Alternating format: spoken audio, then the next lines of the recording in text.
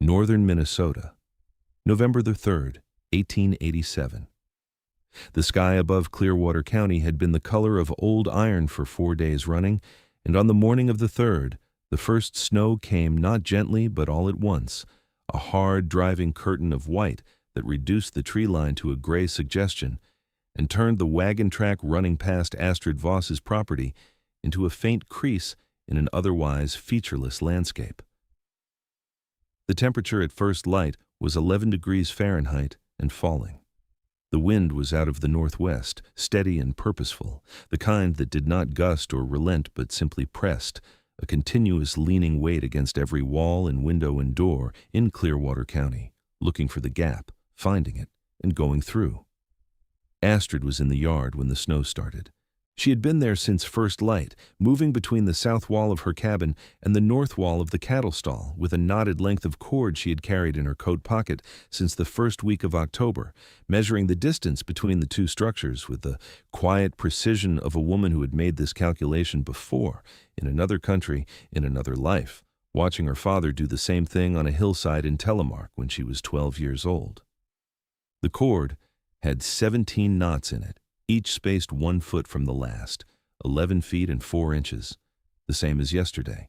She tied the cord to the fence post and went inside to begin.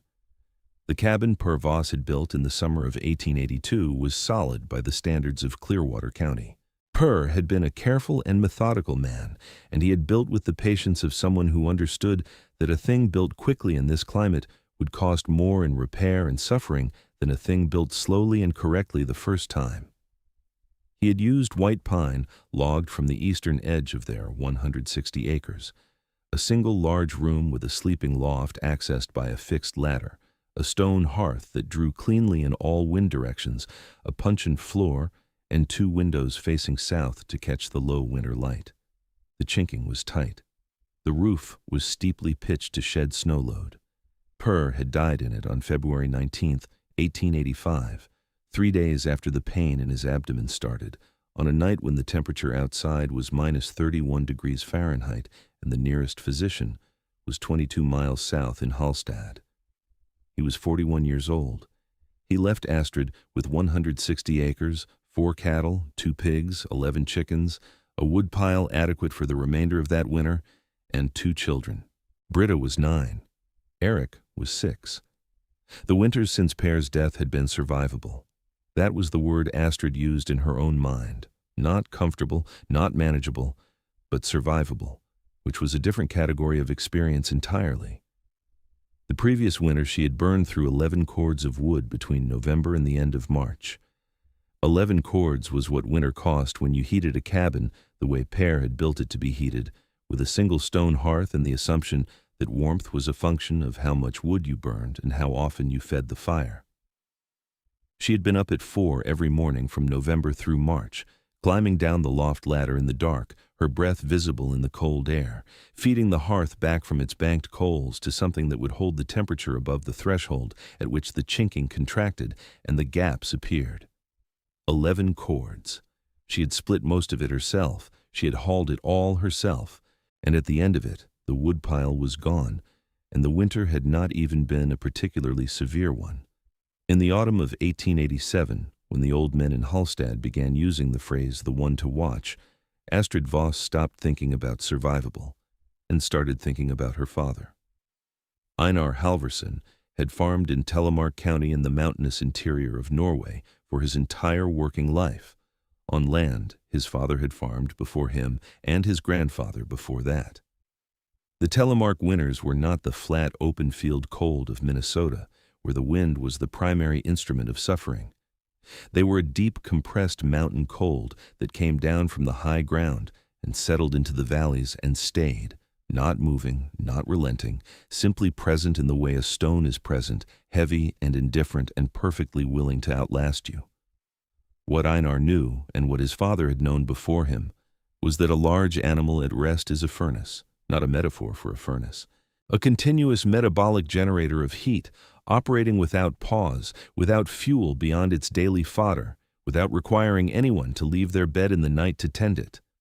A mature cow, at rest, produces heat through digestion and respiration at a rate Einar had measured over 30 years at somewhere between 1,200 and 1,600 units of warmth per hour.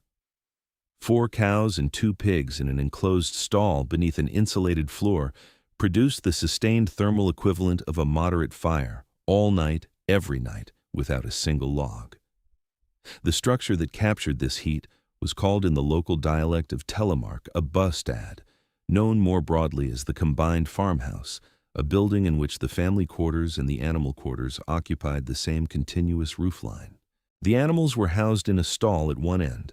The family lived in the adjacent portion, separated by an insulated partition, connected by a shared thermal envelope that allowed the heat produced by the animals to migrate through the structure rather than escaping through a separate roof into the open sky. Einar's grandfather had built the bostad that Einar grew up in 1791, and it had stood for nearly a century by the time Astrid was old enough to understand what it was and why it worked. The floor of the family quarters was laid on heavy timber joists, spanning the width of the animal stall below, with a 4-inch layer of packed straw and dried moss between the subfloor and the finished planking above. When Astrid pressed her bare foot to that floor on a February morning as a child, it was never cold.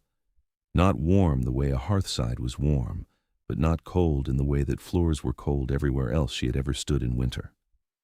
The animals below kept it from being cold, every night, all night, without asking for anything beyond their fodder and their water. It had struck Astrid even as a child as one of the more elegant arrangements she had encountered. The thing you kept alive to feed you was also, simply by existing, keeping you from freezing. She had not been able to use what she knew when Per was alive because Per had already built the cabin and the stall as separate structures, the way American settlers built, the way every neighbor in Clearwater County built, with animals and people in their separate domains. Per was not a dismissive man. He would have listened. But the cabin was built, and the stall was built, and the winter came, and then Per was gone. And in the first year of grief, the idea of dismantling what he had built felt like something she could not ask of herself. In the second year, it had felt like something to think through carefully. In the autumn of the third year, with the old men saying the one to watch and 11 cords of wood still fresh in her memory, it felt like something she could no longer afford not to do. She began on October 14th. The work required was specific, and she had planned it through the entirety of September, walking the distance between the structures each morning with her knotted cord, calculating the lumber requirement, calculating the labor sequence, working out the order of operations in her head with the same methodical patience her father had modeled. The cattle stall sat 11 feet north of the cabin's rear wall. Astrid was going to close that gap. She was going to build a connecting structure that extended the cabin's roofline directly over the stall, enclose the 11-foot gap with insulated walls, construct a new sleeping floor for the children on heavy timber joists above the animal stall, and pack the void between the joists and the finished planking with straw and dried cattail fluff harvested from the slough at the eastern edge of the property through September and October. The children's sleeping quarters would sit 8 feet above the cattle. The continuous heat rising from 4 animals through an insulated floor would, if her father's arithmetic held in Minnesota the way it had held in Telemark, reduce her firewood consumption by at least a third and keep the sleeping area at a survivable temperature through the night without requiring anyone to tend the fire between 10 in the evening and 5 in the morning. She had purchased 200 board feet of white pine from the mill in Hallstatt in September, paying for it with the proceeds from the sale of 2 chickens and a quantity of hard cheese pressed through the summer. She finished the connecting frame by October 31st, working 3 to 4 hours each morning before the light failed. The connecting structure was 12 feet wide and 11 feet long, its roof pitch continuous with the cabin roof in a single unbroken line, so that snow would shed across the entire combined structure without collecting between the 2 buildings. The walls were built double with a 4-inch cavity packed with dried cattail fluff, dead air trapped in vegetable fiber. The same insulating principle her grandfather had used with dried moss, translated to the materials available on a Minnesota slough in October 1887. The floor above the stall was the most critical element. She laid the joists first, 8-inch white pine timbers notched into the existing stall walls, and pegged rather than nailed because pegs held their tension through freeze and thaw cycles that worked nailed joints loose over time. Above the joists, she laid a subfloor of rough-sawn 1-inch boards fitted tight. Above the subfloor, she packed 4 inches of clean dry straw tamped firm and even. Above the straw, she laid the finished floor, the smoothest boards she had, planed flat with Pear's hand plane, pegged through the straw layer into the subfloor below. The result was a floor that felt solid underfoot, with 4 inches of insulating material between the living space above and the animal space below, enough to buffer the moisture and diffuse the heat evenly, rather than in concentrated spots. She moved Britta and Eric's beds down from the loft on the evening of November 1st. Britta asked why.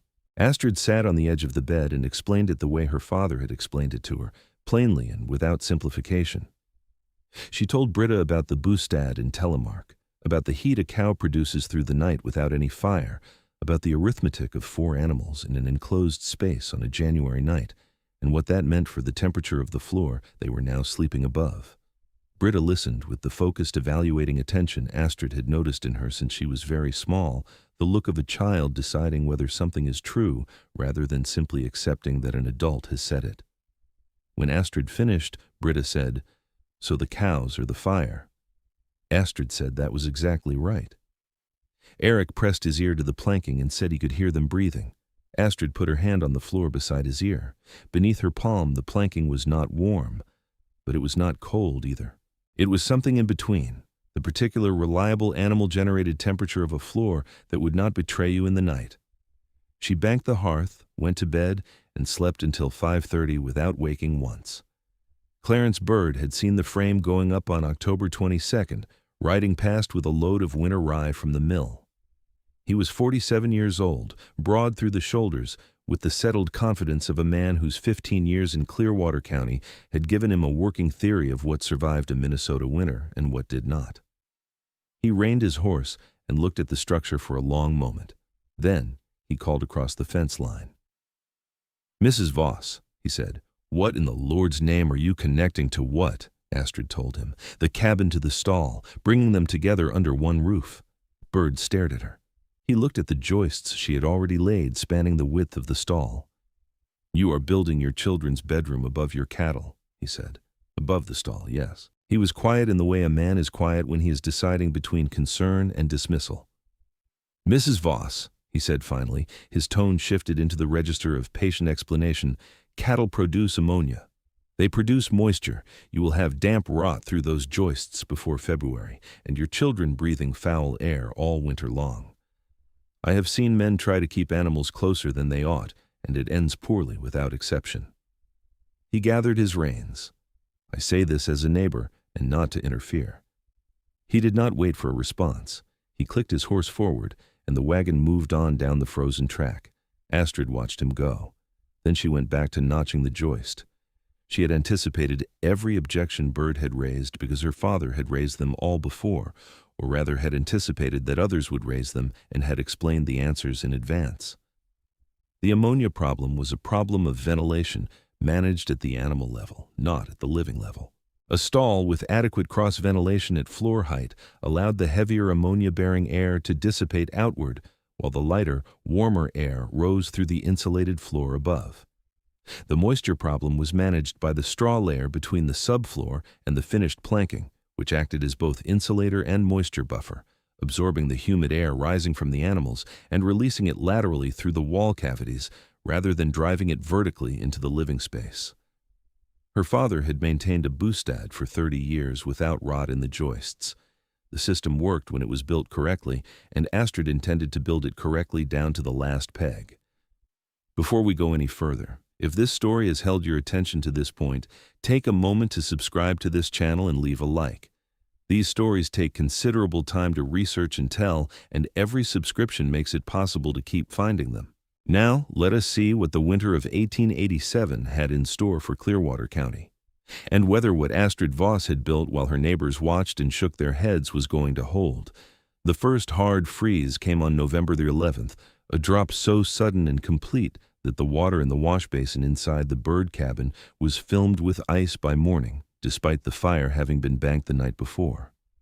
Bird was up at 4, feeding the hearth, the way he was up at 4 every morning from November through March, because a Minnesota fire left alone for 5 hours in a serious cold snap was a fire that had given up, and a fire that had given up meant a cabin that dropped to temperatures that cracked the chinking and sent frost crawling across the interior walls. He fed the fire, pulled his coat tighter, pulled on his boots, took the lantern, and went out to check his cattle.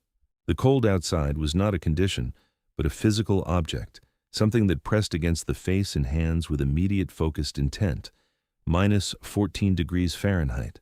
The sky was perfectly clear, which meant no insulating cloud cover, which meant the temperature would continue to fall through the pre-dawn hours.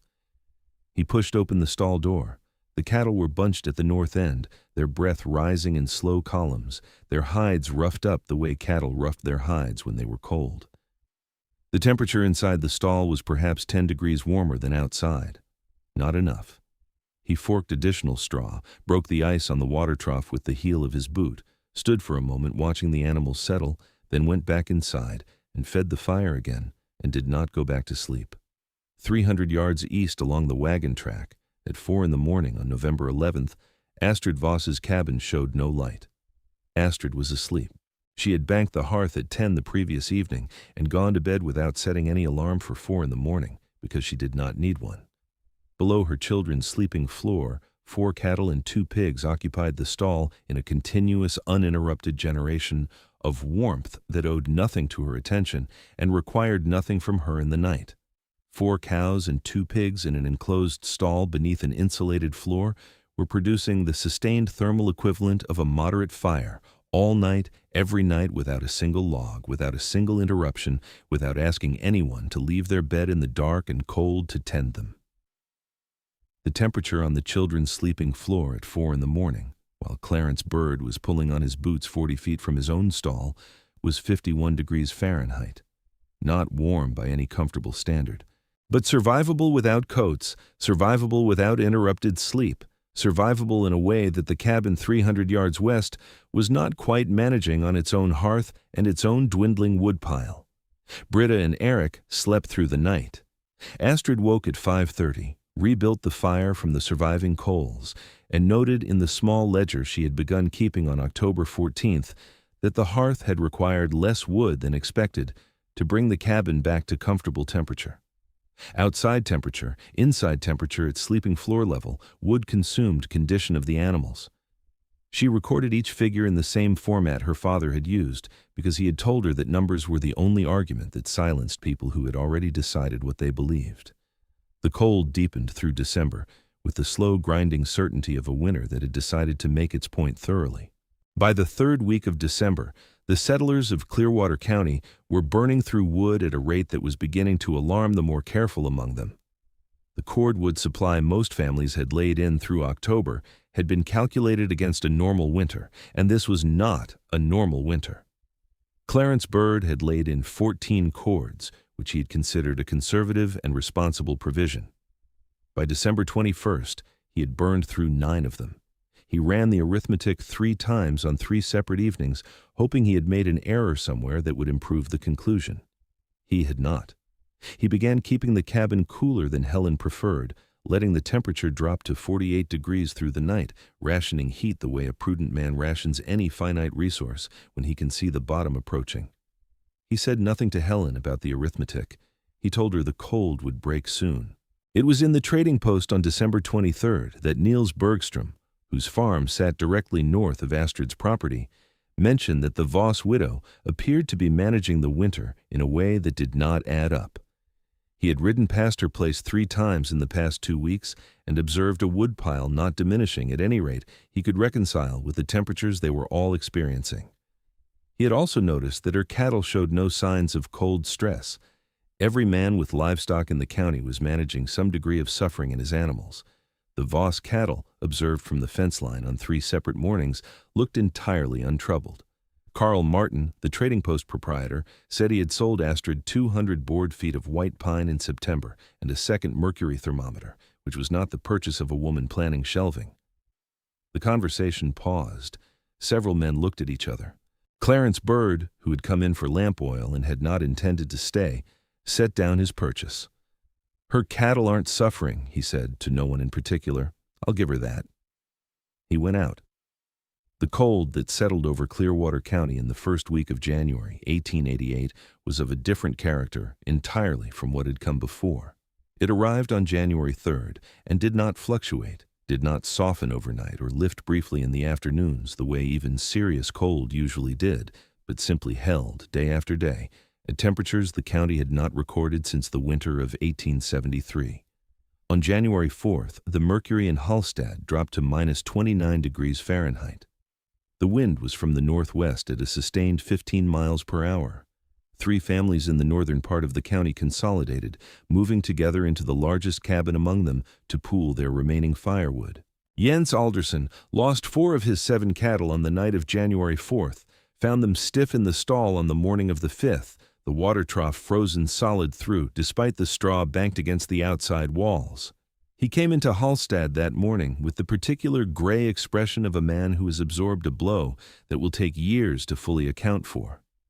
Astrid fed her animals on the morning of January 4th, broke the surface ice on the water trough as she did every morning, and noted in her ledger that the temperature at sleeping floor level had been 47 degrees Fahrenheit at 5 in the morning.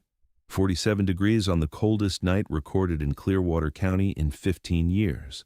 Her children had slept through the night without coats. She had consumed 4 3/4 cords of wood since November 1st. At the equivalent date in the previous winter, she had consumed 7. The ledger did not editorialize, it simply recorded. But 65 consecutive mornings of numbers said something that no amount of neighborly certainty could unsay. Niels Bergstrom came first on January 9th, his manner carrying the particular combination of curiosity and reluctant humility that characterized a man who has watched something work long enough to have run out of alternative explanations. Astrid showed him the connecting passage, the continuous roofline, the sleeping floor. She let him press his hand to the planking and watched his expression when he felt what the floor was. She showed him the mercury, the ledger, 65 consecutive entries. He read the numbers slowly. He did not say anything for a long time. Then he said quietly that he had not known an animal produced that much warmth. Astrid told him what her father had told her, standing in the Bostad in Telemark on a February morning when she was 12 years old. She told him the arithmetic of 4 large bodies in an enclosed space, the principle of captured heat versus escaped heat, the way the straw layer managed the moisture, and the ventilation at floor level managed the ammonia. She told him in the same plain, unembellished way her father had told her, without drama, without the satisfaction of having been right while others were wrong, because that was not the point, and had never been the point. Clarence Bird came on January 17th, nearly 2 weeks after Bergstrom, and only after the cold had held for 13 consecutive days, and his remaining firewood had stopped being a provision and started being a countdown. He rode up the wagon track in the early afternoon, tied his horse at the post, and stood at the door for a moment before knocking. When Astrid opened it, he took off his hat and held it in front of him with both hands, and said he wondered if he might see what she had done. His voice was level. But Astrid had learned to read the things that men's expressions gave away when they were trying to give nothing away. And what she read in Clarence Birdie's face on January 17th was not embarrassment and not apology, but something quieter than either. The expression of a man who has been wrong about something significant and has decided that the most useful response to that fact is to understand what he missed and why. She showed him everything. He asked more questions than Bergstrom had, more technical questions about the joist sizing and the peg spacing and the depth of the straw layer and the ventilation arrangement at stall floor level. He crouched down and pressed both palms flat to the sleeping floor and stayed that way for a long moment. When he stood, he looked at her directly for the first time since arriving. "Your father built this way," he said. Astrid said yes. He nodded once, a small and unelaborated gesture. He said he would like to bring his son Marcus to see it, the older boy, because Marcus was building his own place in 2 years and ought to see it before he built. Astrid said she had no objection. Bird thanked her. He went out. The cold broke on January 23rd, the temperature lifting from -22 to -4 in a single afternoon, the snow beginning to settle and compact under its own weight as the killing edge went out of the air and the county began the slow collective exhale that followed a serious winter's worst passage. Astrid's ledger for the period November 1st through January 23rd recorded 5.5 cords of wood consumed. In the equivalent period of the previous winter, she had burned 8 3/4 cords. The children had not worn coats to bed on any night of the winter. The cattle had lost no condition. The system had worked in Minnesota in 1887, exactly the way it had worked in Telemark for the better part of a century, before Astrid Halverson became Astrid Voss and crossed the Atlantic with her husband and her father's knowledge folded inside her like a letter she was carrying to a place that did not yet know it needed the information. By the following autumn, 3 families in Clearwater County had built variations of what Astrid had built. Bergstrom's was the closest to the original, a faithful replication of the connecting passage and the insulated floor, built in August with lumber ordered from Hallstatt in June. Bird's son Marcus built a combined structure from the foundation on his new claim, the animal quarters and human quarters, planned together from the first stake in the ground, the way Einar Halverson's grandfather had planned them in Telemark in 1791. 2 other families built insulated stall extensions that incorporated the principle without the full integration and reported measurable reductions in wood consumption the following winter in the trading post, with the quiet satisfaction of people who have applied a lesson correctly and seen the mathematics confirm it. None of them called it the Voss method or gave it any name at all, which was the way useful knowledge tended to travel on the frontier, attached to no one, belonging to everyone, passed from hand to hand, like a tool that gets used until it is worn smooth, and no one remembers who first picked it up. Astrid lived on the Clearwater County property for another 19 years, farming modestly, keeping her ledger through every winter. She died on April 2, 1906, at the age of 57, in the cabin Per had built in 1882, in the bed she had moved above the stall in the autumn of 1887 and never moved back. The connecting structure stood for 31 years after her death, until a fire of unrelated origin took the stall portion in 1937, and the remainder was demolished rather than repaired. But the principle it embodied did not require the structure to survive. It had already gone where useful knowledge goes when the people who hold it are generous with it. There is something worth sitting with in the story of Astrid Voss and the winter of 1887. She did not discover anything. She did not invent anything. She did not do anything that her father had not done before her and his father before him, and a line of Norwegian farmers stretching back further than any of them could trace. What she did was carry something forward across an ocean and a decade and a language and a culture that had no prior use for it, and then apply it at exactly the moment when it was needed, with exactly the precision required to make it work, in a place that had never seen it done, and therefore had no framework for understanding it until the winter itself provided the framework, which winters on the northern frontier tended to do, conclusively and without appeal. The knowledge that saves you in a crisis is almost never knowledge you acquire during the crisis. It is knowledge you carried in before the crisis arrived, knowledge that seemed in the ordinary days before the cold came, like something you simply happened to know, a detail of your history, a habit of your father's absorbed without intending to. It waits, patient and silent, for the moment when everything else has been tried and found insufficient, and the temperature is still falling and there is nothing left to do but use what you actually know. If this story stayed with you, subscribe to this channel and leave a like. We find these stories because people like you make it possible to keep looking for them. Leave a comment below telling us where you are watching from and about the coldest winter you have personally survived. We read every one. The characters, names, locations, and specific events depicted in this story are fictional. The survival techniques and thermal principles described are based on historical building practices documented among Scandinavian immigrant communities in the American Midwest during the 19th century. This story is presented for entertainment and educational purposes only.